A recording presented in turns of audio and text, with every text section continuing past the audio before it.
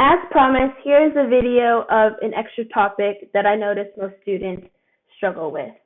Since I already have everything typed out, I'm just going to talk about it and maybe make some notes.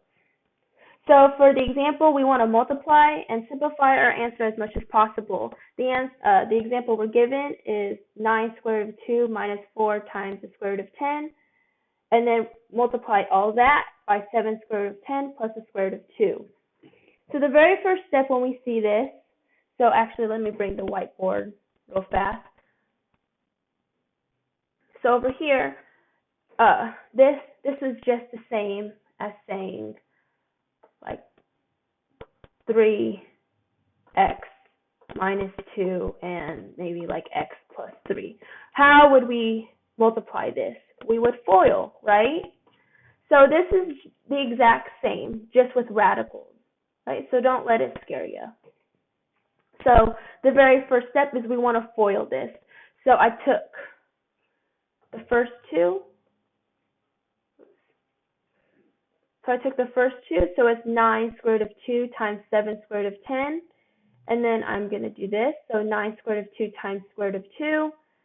And then negative 4 square root of 10 times 7 square root of 10. And then negative 4 square root of 10 times square root of 2. Now we're just going to simplify this as much as possible. So what I did is I took the 9 and 7. Since they're outside the radical, I can multiply them. So I get 63. And then the square root of 2 square root of 10. And then this same thing.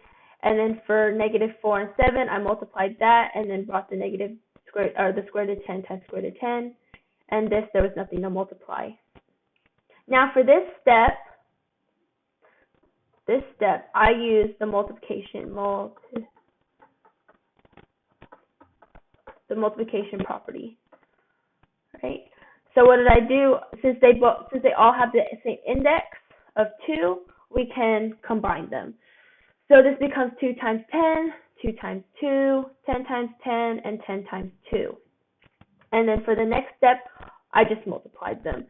So 2 times 10 becomes 20, 2 times 2 becomes 4, 10 times 10 becomes 100, and 10 times 2 becomes 20. One thing I want to say is if you do recognize if you multiply, like over here, like the same basis, the same radicand, and the same index, you could have told me right off of the bat this was 2 and 10, right? You don't have to go through all these steps for the middle part, right? So now let's go to the next line. So the next line, what I ended up doing is, what I probably should have done here, so 4, I should have put maybe like 2 squared, and this could have been 10 squared, right? Or, let's erase that.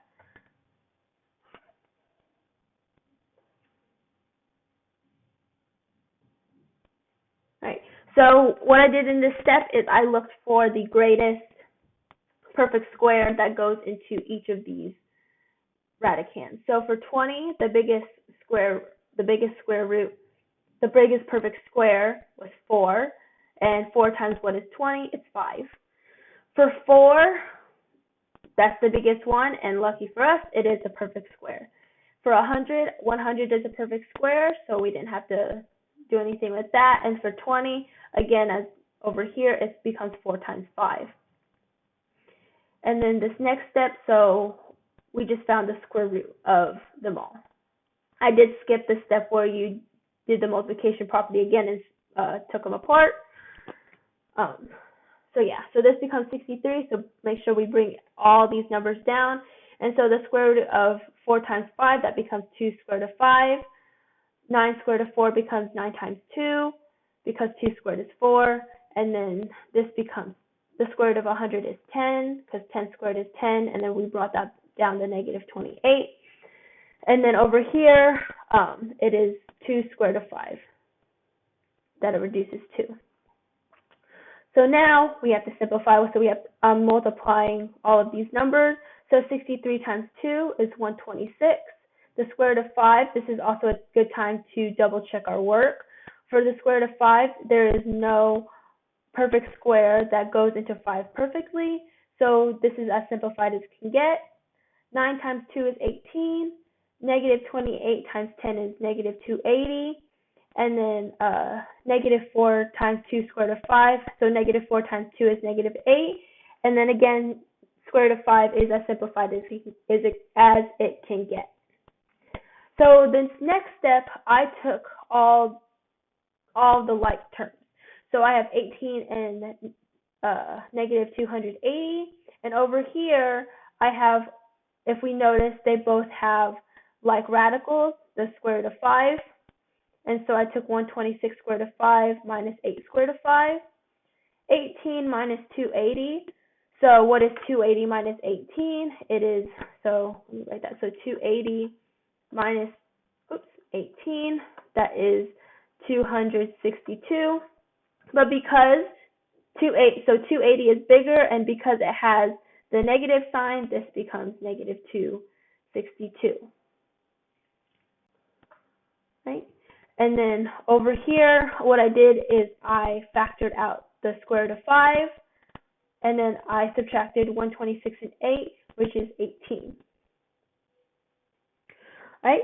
If you wanted, so you could have actually gone straight to this step, but I just wanted to show you guys that that the reason why you can subtract these is because you can factor it out and then subtract the coefficients. Right? So this is our solution to the problem. Make note, so the square, like I said, square root of 5 cannot be simplified anymore.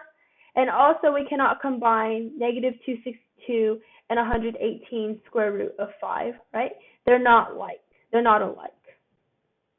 So therefore, this is our answer. If you don't like the negative on the side, so because addition is commutative, this is also, dang it, 1 second. Right.